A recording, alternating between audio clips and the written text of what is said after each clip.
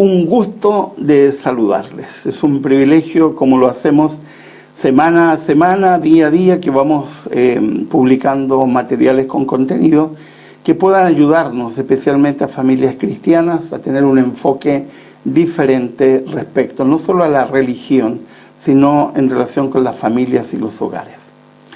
Estamos iniciando una serie nueva que vamos a llamar Mitos en relación con la mujer. ¿Y por qué hemos escogido la palabra mitos y por qué estamos pensando en la mujer? El cristianismo ha sido uno de los agentes creadores de una cantidad enorme de mitos que se han transmitido históricamente en la sociedad occidental, lamentablemente. Muchos de ellos generados en la tradición, en culturas que nada tienen que ver con la escritura, en una combinación de aspectos culturales con aspectos bíblicos, etc.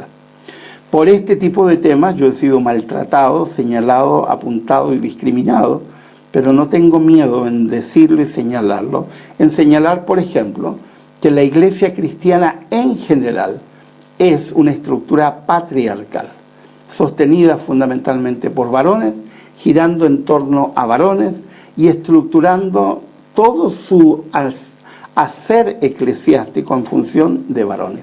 Y eso es una vergüenza para el cristianismo. Y es una vergüenza porque nosotros creemos en un Dios que no discrimina, que no hace acepción de personas, que ha creado a seres humanos a su imagen, varón y mujer, y que toda esta discriminación que hemos adquirido de la cultura, no de la escritura, simplemente es una distorsión del mensaje de Jesucristo. Primer mito que vamos a tratar.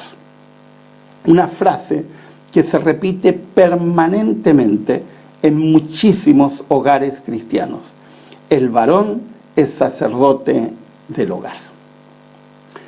Permítame no solo discrepar de esa frase, sino señalar que esa frase es tremendamente nociva, peligrosa, y que lo que ha provocado históricamente es la sumisión de la mujer, el infantilismo de la mujer y la falta de respeto a la mujer. Lamentablemente, muchas mujeres defienden ese concepto y muchos varones evidentemente también. El problema es si tiene validez o no tiene validez, si es verdad o no es verdad, si se sustenta bíblicamente o no. Yo soy terapeuta de parejas. Eso es lo que hago fundamentalmente. Me dedico a la terapia de parejas, me dedico a la orientación familiar, a la mediación familiar, a la orientación familiar. No soy terapeuta ni orientador familiar porque simplemente se me da bien orientar. Tengo varios títulos universitarios que avalan lo que hago. En posgrado, varios posgrados que avalan lo que hago. Así que no hablo simplemente porque tengo capacidad para hablar, sino porque tengo muchos elementos para hablar. ¿Y por qué este tema en especial me preocupa tanto?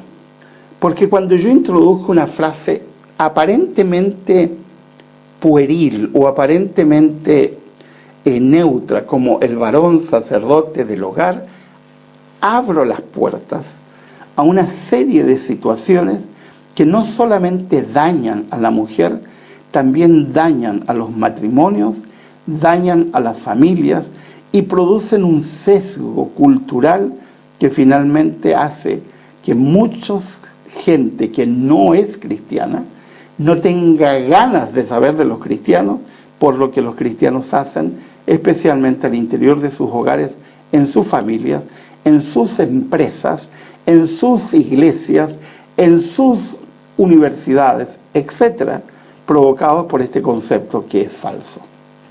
Cuando ustedes quiero que tomen una concordancia bíblica. Hoy día hay muchas electrónicas. Y busquen la palabra esposo, sacerdote del hogar. Y se van a llevar una sorpresa. No hay ningún texto en la Biblia, ninguno, ni uno solo, que avale el concepto el hombre sacerdote del hogar. Los cristianos se ufanan de decir y de creer que todo lo que enseñan se sustenta en la Escritura. Y yo los desafío a que me busquen un solo argumento estrictamente bíblico, no argumentos basados en textos prueba, en frasecitas tomadas fuera de contexto, que me avalen el concepto, el varón es sacerdote del hogar.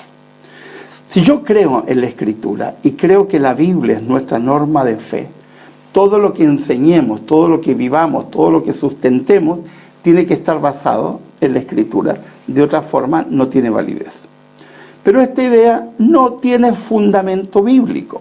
No se encuentra en la Biblia. Sí se encuentra en la tradición. No lo niego.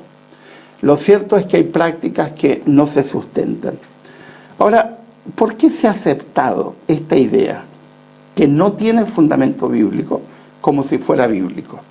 Cuando yo he desafiado a colegas teólogos, a pastores, a profesionales, a que me fundamenten bíblicamente el concepto varón sacerdote del hogar, simplemente se quedan mudos porque no hay. Yo no dudo de la honestidad de mucha gente cristiana, pero si queremos ser honestos, esta es nuestra base de fe. Ahora, esta frase tiene algunos conflictos, y conflictos que generan mitos. ¿De dónde surge? Del patriarcado. Los patriarcas del Antiguo Testamento ya no están vivos, pero los efectos de sus prácticas todavía siguen hasta el presente. Muchos varones honestamente creen que ellos deben controlar a sus esposas y a sus hijos. Y en una actitud paternalista, que es falta de respeto al adulto, que es la mujer, creen que su función es decirle a sus esposas qué tienen que hacer y qué no tienen que hacer. Y lo consideran lo más normal del mundo, cuando en realidad es una falta de respeto. Infantilizan a sus esposas, no tratándolas como iguales, sino como si fueran hijas, como si fueran sirvientas, como si fueran subordinadas, y en ningún caso como igual par. Muchos varones piensan que como ellos son, entre comillas, sacerdotes del hogar, entonces sus esposas están obligadas por un supuesto mandato bíblico que no existe a seguir los consejos de ellos de manera total, absoluta e irrefutable. No permiten que las opiniones de sus esposas atenten contra su supuesto liderazgo divinamente instaurado. Se instala de esa forma en muchísimos hogares cristianos una especie de autoritarismo con tintes sagrados. Un autoritarismo que se supone que es así por mandato divino y que Dios lo habría ordenado. De esta forma, de esta manera rígida de observar, el varón es visto como el jefe de familia, así se lo llama en muchos países, jefe de hogar, y como proveedor de tiempo completo. Y se supone que tiene mayor capacidad espiritual que sus esposas y que su función es guiar la espiritualidad de su familia.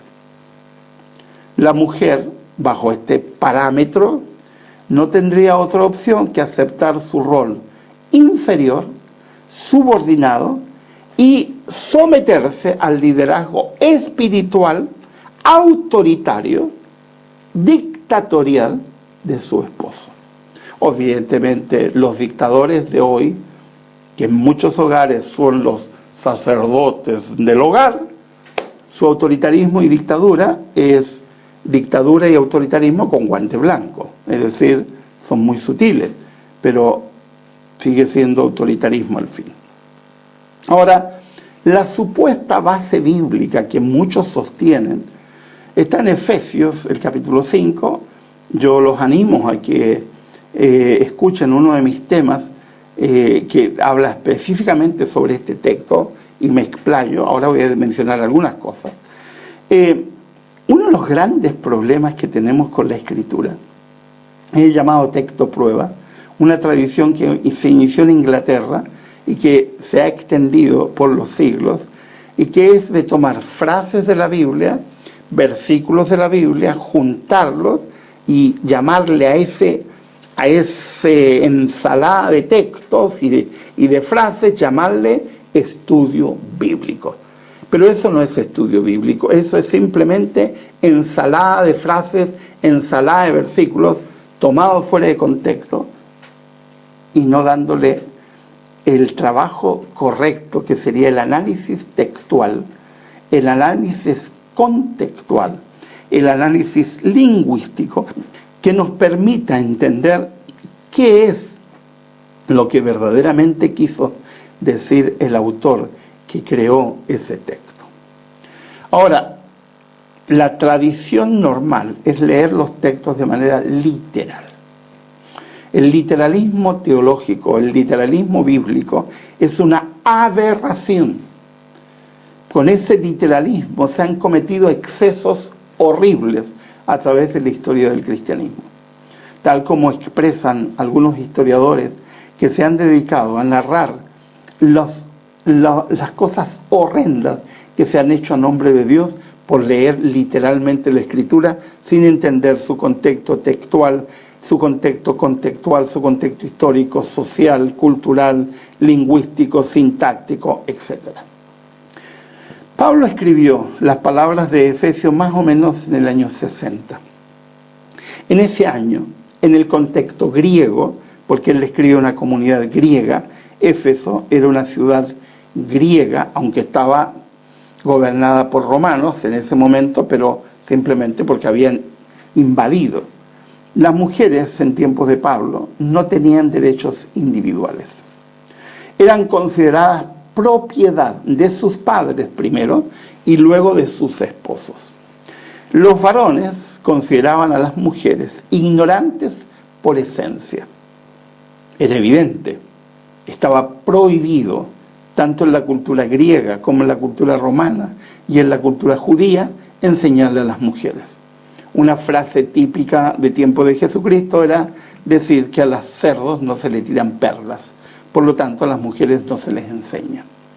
Los maridos tenían derechos de vida y de muerte sobre sus esposas.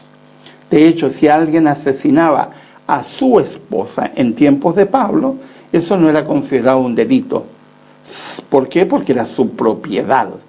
Si asesinaba a la esposa del vecino, sí, porque estaba dañando propiedad ajena. ¿Se dan cuenta de lo horrible que era el pensamiento? Ahora, en el contexto judío y griego y romano, el varón tenía que gobernar su casa. La esposa tenía que estar encerrada, habitualmente en labores de granja, no podían salir libremente. Eso de viajar, de ir a visitar a otra gente, no era habitual. Y hay algunos ejemplos en el Nuevo Testamento, pero son extrañísimos, muy pocos. La mujer solo existía para dar gratificación sexual, para tener hijos, todos los que fueran necesarios, porque se necesitaba mucha mano de obra, especialmente para el campo. Si la mujer moría en el parto, enseguida se buscaba a otra mujer para que la supliera, sin mayor problema, excepto si eras viuda, porque las viudas no se volvían a casar, no podían. Se las consideraba mercancía dañada. Pero los varones no, enviudaban y enseguida se casaban. Si la mujer no satisfacía sexualmente a su marido, el marido podía tomar a otra mujer, como hay ejemplos en el Antiguo Testamento, o simplemente menospreciarla, despreciarla, o echarla fuera, y podía tomar a otra mujer, tal como hemos enseñado en otros temas anteriores. Los varones que golpeaban a sus mujeres lo hacían por derecho. ¿Por qué? Porque estaban amansando a sus esposas. Recuerdo una anécdota, cuando visité Rusia por primera vez, me mostraron unas varas que les regalaban, dicen, aunque por ahí alguien me transmitió que todavía en algunas zonas rurales se sigue haciendo, en las ceremonias de bodas de la Iglesia Ortodoxa le entregaban esa vara al marido para que pusiera en vara a su esposa, es decir, para que le diera si fuera necesario. La historiadora Ruth Tucker describe la forma en la cual los griegos trataban a sus esposas. Ella dice: la ley ateniense de todos los tiempos tendía a ver a la mujer como a un verdadero niño, con el estatus legal de un menor comparada con su esposo. Y eso, que era del tiempo de Pablo, duró hasta el siglo XX. No se olviden que las primeras leyes de liberación de la mujer son de la década del 30, cuando a las mujeres se les permitió por primera vez votar. En la década del 40 tener propiedades. En la década del 50 poder estudiar. O sea, estamos hablando de ayer en la historia humana. En dicho contexto no existían leyes contra el abuso, no existían leyes que permitieran proteger a la mujer. En dicho contexto, Pablo va y les dice: ustedes son cabeza, y los llama a amar a sus mujeres. Y los griegos que escucharon tienen que haber rascado la cabeza y decir: ¿y de qué está hablando? ¿Cómo voy a amar a la mujer? Porque en tiempos de Pablo, los varones eran más amigos de sus amigos que de sus esposas. De hecho, no eran amigos de las esposas. Probablemente esa frase no signifique mucho hoy, pero en tiempos de Pablo significaba todo. Y no solamente le dice amen a sus esposas, le dicen que tienen que amar a sus esposas tanto como aman sus cuerpos, versículo 28 del capítulo 5. Al decirlo de esta manera, pone a la mujer en una situación de igualdad con el varón, diciéndole a las mujeres que tienen que ser tratadas de igual a igual. Ahora, una frase que los machistas, sexistas, androcéntricos, etc., suelen saltarse cuando dicen esto, es que no entienden que Pablo está haciendo un ejemplo donde está diciendo que el marido es cabeza de la mujer, así como Cristo amó a la iglesia. ¿Y qué hizo Cristo con la iglesia? Cristo trató a las mujeres de una forma totalmente distinta a como muchos seguidores de Jesucristo tratan a las mujeres el día de hoy. Pablo las llama coherederas de la gracia, tal como los varones, dignas por las cuales murió el Salvador. Es evidente que Pablo lo que está haciendo es contradecir lo que en su tiempo se entendía por mujer. En Cristo les está diciendo: si ustedes aceptaron a Cristo, sus matrimonios y su trato a la mujer tiene que ser radicalmente distinto a la manera como otros varones no cristianos tratan a sus esposas. Los maridos cristianos no golpean a sus esposas. Los maridos cristianos no gobiernan como déspotas. Los maridos cristianos no amenazan con el divorcio para manipular. Los maridos cristianos tratan a sus esposas con dignidad y respeto, así como trata Jesús a la iglesia. Por lo tanto, el modelo para entender que Jesucristo es cabeza es Jesucristo. Es de entender que Jesús trata a la iglesia de una forma magnánima, con tanto amor, que estuvo dispuesto a morir por la iglesia. De eso se trata, no es un déspota. Su amor, su entrega, su sacrificio, su bondad, su respeto son el modelo a seguir por los varones. Cuando no se hace así, entonces no somos dignos de llamarnos cabeza de la esposa. Entonces, el problema es cabeza. ¿Qué se entiende por cabeza? Nosotros entendemos cabeza desde la perspectiva romana, pero no de la perspectiva griega. Y en la perspectiva romana, cabeza significa el que manda, el que da órdenes, el que dicta, el que marca el sendero, el que obliga a los demás a subordinarse. Pero Pablo no está hablando de eso. Pablo está hablando a una comunidad griega. La mayoría se salta el versículo 21. El 5:21 dice que debemos someternos unos a otros en el temor de Dios. Como Pablo sabe que la idea es tan revolucionaria que no va a ser aceptada por la mentalidad griega, entonces les da todo ese ejemplo que les ha dado. En la mentalidad griega, cabeza no es símbolo de autoridad. Eso es para los romanos. Pero Pablo le está escribiendo a una comunidad griega. Para los griegos, cabeza tiene que ver con interdependencia. Cabeza tiene que ver con sacrificio. Interdependencia, en primer lugar, porque una cabeza, por muy extraordinaria que sea nuestra cabeza, porque está el cerebro, sin cuerpo se muere. Y un cuerpo sin cabeza no existe. Por lo tanto, cabeza y cuerpo se necesitan. Por lo tanto, lo que está diciendo el apóstol Pablo es que hay una interdependencia entre la cabeza y el cuerpo. Que tanto la cabeza como el cuerpo se necesitan mutuamente. Que no pueden vivir o existir de manera independiente uno del otro. Así que lo que Pablo está hablando es de interdependencia. No está hablando de gobierno, de despotismo, ni de autoridad, ni autoritarismo, nada de eso. Y además está hablando de sacrificio, porque está diciendo que es cabeza, así como Cristo fue cabeza de la iglesia. Es decir, que se entregó, se humilló, murió por la iglesia. No tiene que ver con autoridad, no tiene que ver con otra cosa que no sea el sacrificio. Ahora, este concepto es totalmente ajeno a la mentalidad de muchos cristianos, que repiten como loros que los varones son sacerdotes del hogar y sostienen que como la Biblia dice que son cabeza, por eso tienen que ser sacerdotes. Dos conceptos erróneos. Ni sacerdotes ni cabeza de esa manera. Cabeza sí, en el concepto de interdependencia, y cabeza en el concepto de sacrificio. Pero de otra manera no tiene sentido. Ahora, ¿qué es lo que sí dice la Biblia? Hay un texto del apóstol Pablo, en 1 Timoteo capítulo 2, versículo 5, que está en el contexto de una herejía que se estaba introduciendo a la comunidad de Éfeso, precisamente donde Timoteo era pastor, de otros mediadores. Pues hay un solo Dios y un solo mediador entre Dios y los hombres, Jesucristo hombre. Con esa sola frase tira abajo la expresión sacerdote. ¿Por qué?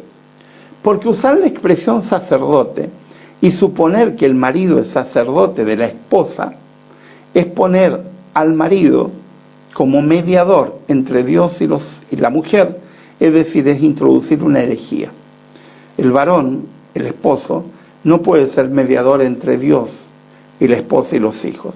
Esa función no le corresponde, nadie se la ha dado y bíblicamente no se sustenta. Al contrario, la Biblia te dice todo lo contrario. Hay un solo mediador, es decir, un solo sacerdote entre Dios y los hombres, que es Jesucristo hombre. Si alguien cree que tiene que representar ante Dios a su esposa, se está poniendo en un lugar que no le corresponde. Y ninguna mujer necesita un mediador humano para relacionarse con Dios, porque nosotros creemos en un pensamiento que plantea Pedro, que lo llamamos el sacerdocio universal de todos los creyentes. Solo Jesucristo es mediador. Solo Jesucristo es nuestro único sacerdote, por el cual pueden acudir varones y mujeres de manera individual, porque Jesús es el único sacerdote. ¿Qué pasa con los sacerdotes del Antiguo Testamento? Ellos eran mediadores, claro, porque todos ellos eran representantes simbólicos, tipos de Jesucristo. Pero una vez venido Jesucristo, el único mediador que existe es Jesús. No hay otro, porque Jesús está en un nuevo pacto. En el nuevo pacto inaugurado por Jesucristo, no necesitamos a ningún ser humano para que sea nuestro mediador ante Dios. En otras palabras, no necesitamos a ningún sacerdote, así que ningún varón podría llamarse sacerdote del hogar. Eso es una herejía, es un concepto absurdo que va en contra del planteamiento paulino que dice que hay un solo mediador entre Dios y los hombres, Jesucristo hombre. Además, desconoce las palabras de Pedro, de capítulo 2, versículo 5 y el versículo 9, que Lutero llamaba el sacerdocio universal de todos los creyentes, cuando Pedro dice que Dios nos ha llamado para ser todos sacerdotes. En dicho pasaje, en el pasaje de Pedro, no hay ninguna referencia a género. Está hablando de varones y está hablando de mujeres de manera implícita y explícita, porque si hubiera querido decir que solo los varones estaban llamados para ser sacerdotes, lo habría dicho explícitamente y no lo hace. En el nuevo pacto, el marido no puede ser conciencia de su esposa. Los maridos no son guías espirituales de sus esposas. Los maridos no son representantes de Dios con sus esposas.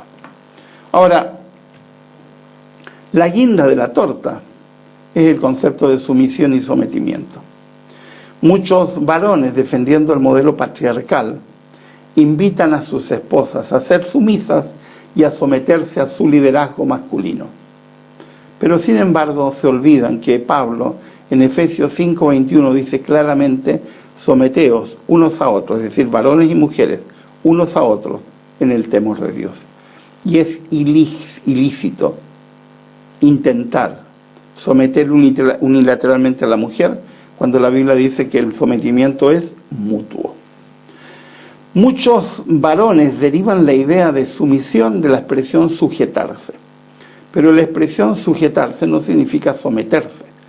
La expresión sujetarse significa mantenerse unida, tal como deriva del latín y del castellano, mantenerse unido. Por eso hablamos de sujetadores, cuando algo sujeta, no de someter.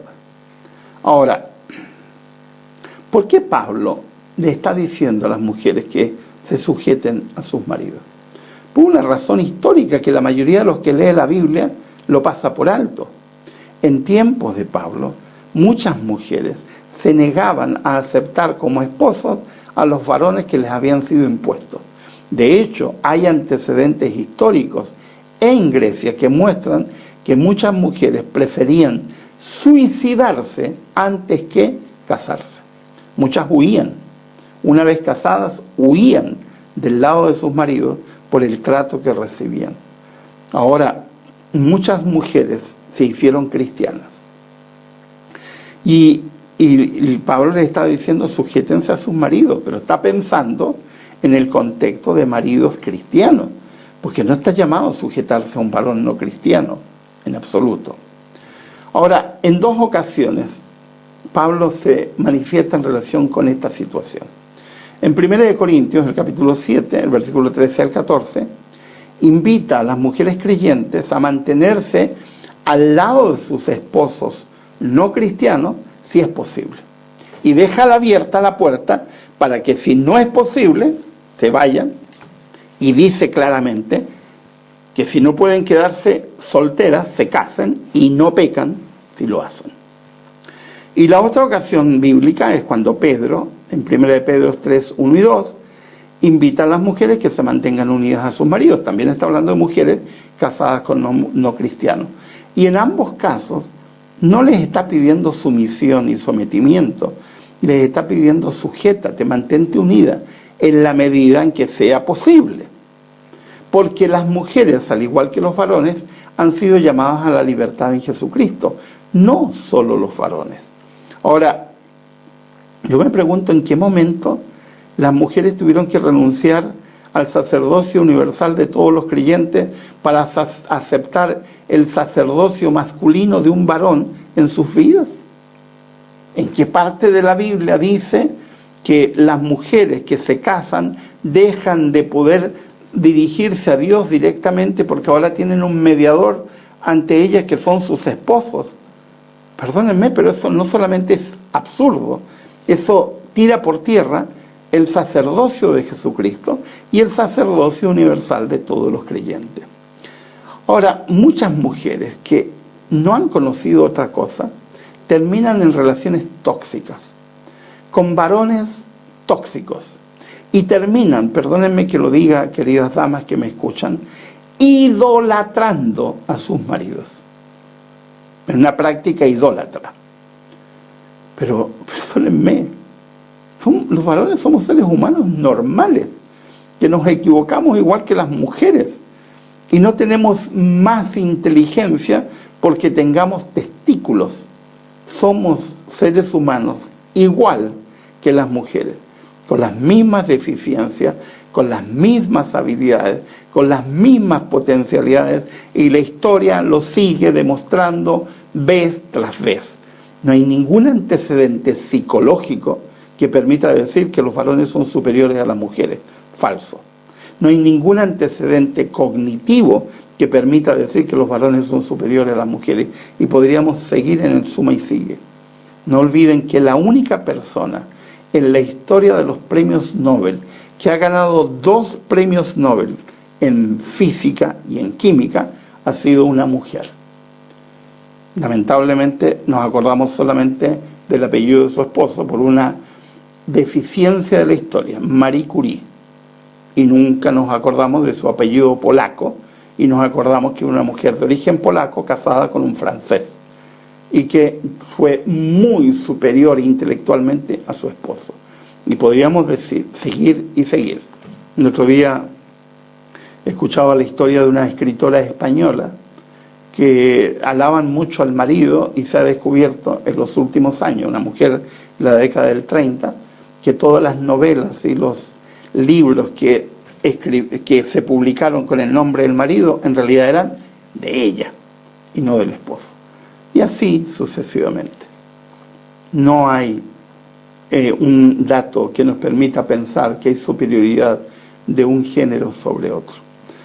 Ahora, muchas mujeres equivocadamente le han dado un lugar a sus esposos que no les corresponde, poniéndolos en un lugar y en un pedestal que no les corresponde. La tarea de ser guías espirituales de la familia no es del varón, es del varón y de la mujer, porque tanto la madre como el padre están llamados a guiar la espiritualidad de sus hijos. Dios nunca pondría a un varón en una posición inadecuada, menos como sacerdote de su hogar, creyendo que la mujer tiene que someterse y los hijos también.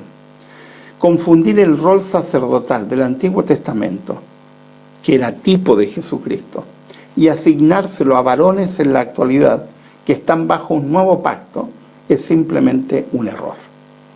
El autoritarismo benévolo de muchos varones cristianos lo único que ha provocado es la infantilización de la mujer y ponerla en un lugar que Cristo ni Dios permiten. Dios llamó a varones y a mujeres al sacerdocio universal de todos los creyentes. ¿Qué es lo que quiere Dios? Quiere hogares cristianos, donde tanto el varón como la mujer sean líderes y ambos, varón y mujer, como dice Efesios 5:21, se sometan uno al otro bajo el temor del gran paraguas que es Dios, no otro ser humano.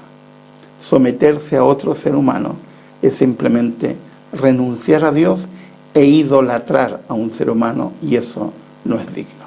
Por lo tanto, el concepto, el varón sacerdote del hogar, no tiene fundamento bíblico, es simplemente un concepto que se ha introducido en la tradición religiosa cristiana desde el medievo y ha sido repetido y repetido sin hurgar la Escritura para ver si en ella hay fundamento para esa idea. Que Dios les bendiga, que Dios les acompañe. Les ha hablado Miguel Ángel Núñez. Los invito a suscribirse al canal, los invito a compartir estos temas, los invito a reflexionar y a sustentar sus vidas cristianas solo en la Escritura. Que Dios les bendiga.